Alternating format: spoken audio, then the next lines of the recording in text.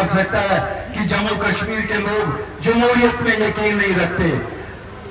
Prime minister صاحب، ہم نے آپ کو دکھایا ہم جمہوریت کے علم بردار ہیں، اور اگر ہم نکلے ہیں تو ہم اس لیے نکلے ہیں کہ اس جمہوریت نے ہمیں جو طاقت دی ہے ہم اسے وہ حاصل کرنا چاہتے ہیں.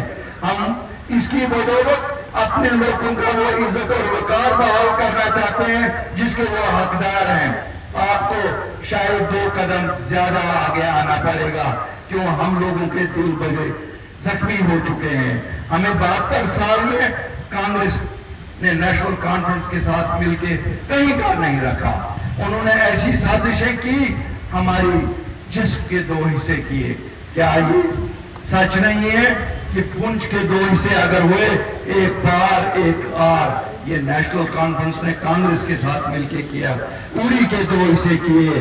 اسی طرح آپ دیکھیں نوشہرہ کے 2 حصے کیے، ہمارے کرنا ٹیٹوار کے 2 حصے کیے. تو یہ اس سازش کو بے نقاب کرنا ہے کہ ہم لوگوں کو کیوں بانٹا گیا، اور سازش کو بے نقاب کرنے کے لیے شاید یہ ووٹ بہت ضروری ہے. بڑے سارے لوگوں کا کہنا ہے کہ صاحب نارتھ پول اور ساؤتھ پول، میں کہتا ہوں جموں کشمیر کو ایک اسٹرانگ وزیر اعظم کی ضرورت ہے.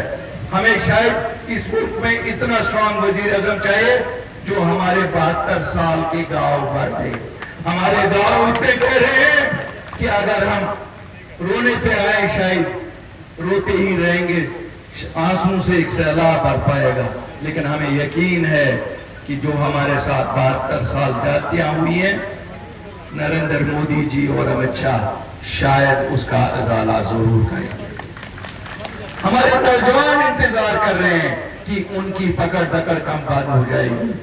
ہماری بیٹیاں انتظار کر رہی ہیں کہ وہ گریجویٹ پوسٹ گریجویٹ ہے، ان کو حق والے کو حق کیسے ملے گا. ہم اس دن کا انتظار کر رہے ہیں جس دن نوکریاں یہاں بکیں گی نہیں. ہم اس دن کا انتظار کر رہے ہیں جس دن ہماری بیسک جمہوریت واپس ہو. ہم اپنے لوگوں کو الیکٹ کریں اور ان کی سرکار یہاں بنے تاکہ وہ لوگوں کی خدمت کرے. وزیر اعظم صاحب، بیوروکریٹ کتنا ہی اچھا ہو، بیوروکریٹ ہے، اور اس کا نظریہ قانون کے دائرے میں اتنا ہی ہوتا ہے جتنا وہ دیکھتا ہے اس کی کرسی کب تک سیف ہے. یہ آپ کو معلوم ہے، آپ عوامی نمائندے ہیں. لوگوں کے لیے کام اس دائرے سے باہر نکل کے کرنا پڑتا ہے. اگر اس دائرے میں الیکٹڈ ریپرزینٹیٹیوز بھی رہیں تو ہم لوگوں کی کیا خدمت کر سکتے ہیں.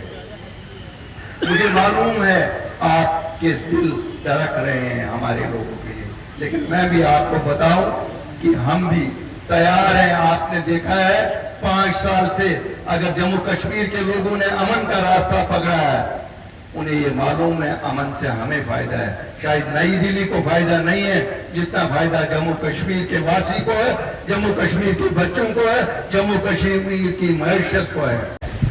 ان کو بیکار کہا جاتا ہے جب ان کو کرسی سے نکالتے ہیں. اب ہم تو درخواست ہی کر سکتے ہیں صاحب، ان کو پٹے پہ لکھ کے دے دو دونوں خاندانوں کو کہ جب تک زندہ ہیں یہی لوگ کرسی پہ، ان کو وہ وظیفہ دے دو. کیونکہ کہتے ہیں کہ جب آدر شاہ ظفر کو یہاں ہندوستان سے برما بھیجا گیا، وظیفہ پھر بھی کچھ دیا انگریزوں نے. اسی طرح میں کہتا ہوں اب یہ اقتدار کے لائق رہے نہیں، کیوں انہوں نے لوگوں کا خون چوسا 72 سال. ان کو وظیفہ کچھ دے دو وزیر اعظم صاحب، یہ ان کا وقار بحال ہو جائے گا. ان کا وقار خالی اسی سے بحال ہو جائے گا.